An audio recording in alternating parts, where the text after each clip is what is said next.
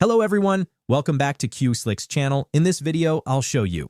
In this video, I'm going to show you how to change your username on Instagram. So go ahead and open up Instagram, and what you want to do is press on the profile picture in the bottom right corner, which is going to bring you to your account.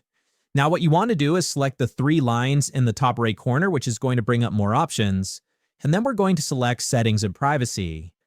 Now from here, we're going to select Account Center at the top.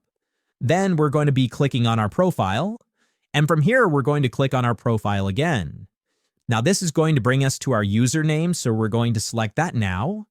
Then it's just a matter of erasing your username and putting a new one in, and press done to see if it's available, which this one is, and then it's just a matter of pressing done at the bottom. Now I'm not going to change mine because I want to keep it, but go ahead and do that, and you also get this red area if your username has already been used.